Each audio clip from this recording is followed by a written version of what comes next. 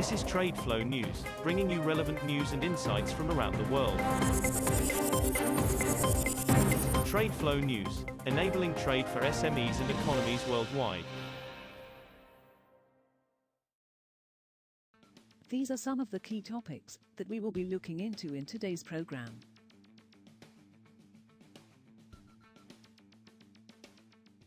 First, let's take a look at the overnight headlines which are impacting the commodity markets.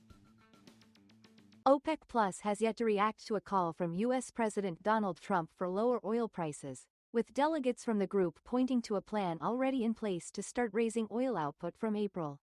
Trump said on Thursday that he would ask Saudi Arabia and the Organization of the Petroleum Exporting Countries to bring down the cost of oil, a call he often made during his first term in the White House.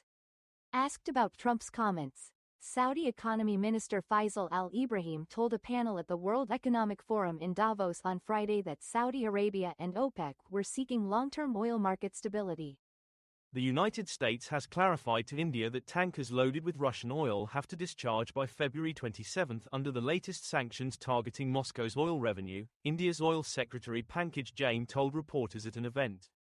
Washington this month imposed sweeping sanctions targeting Russian producers and tankers, disrupting supply from the world's number 2 producer and tightening ship availability.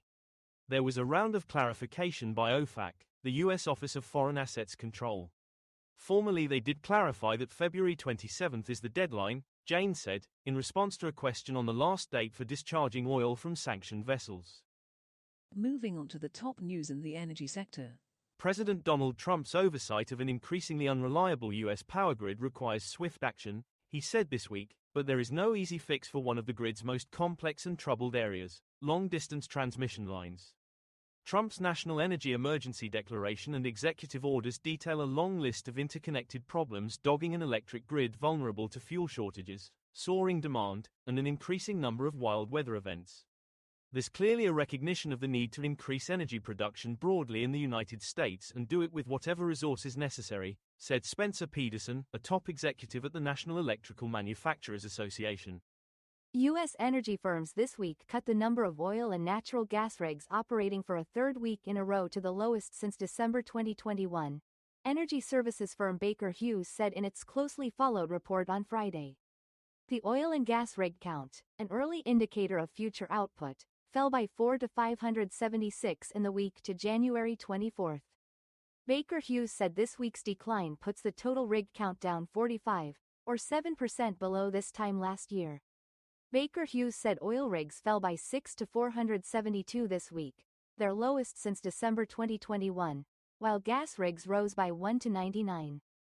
Next, we have the top news in metal market. China's gold consumption in 2024 slumped 9.58% on the year to 985.31 metric tons, data from the China Gold Association showed, as high gold prices curtailed jewelry demand. Gold jewelry buying, which accounts for half of the total, plunged 24.7% to 532.02 tons, according to the data. The sharp decline in retail purchasing came as the most active gold contract on the Shanghai Futures Exchange climbed by 28% last year. Meanwhile, purchases of gold bars and coins, which typically reflect safe haven demand, jumped 24.5% over the year to 373.13 tons, the association said. The premium for aluminium shipments to Japanese buyers for January to March was set at $228 a metric ton, the highest in about 10 years, driven by supply fears amid stronger overseas premiums, 5 sources directly involved in pricing talks said. The figure is higher than the $175 per ton paid in the October to December quarter and marks a 4th consecutive quarterly increase and the highest since April to June quarter in 2015. Japan is a major importer of the light metal in Asia, and the premiums for primary metal shipments it agrees to pay each quarter over the benchmark London Metal Exchange cash price sets the benchmark for the region. We will now look at the top news in the agricultural sector. Indonesia's November palm oil stocks rose by 3.2% from the previous month to 2.58 million metric tons as slowing exports offset a decline in production, data from Indonesian Palm Oil Association GAPKI showed on Friday. Crude palm oil production in November reached 4.33 million tons, down from the 4.42 million tons produced in October, a GAPKI statement said. Exports of palm oil products including refined products were up 7% year-on-year at 2.64 million metric tons. That is all for today's news on commodity markets. Stay tuned to TradeFlow News as we continue to provide you with more updates. We also invite you to follow us on Twitter at TradeFlow News, which allows you to watch our program on your mobile device or desktop to receive information from there.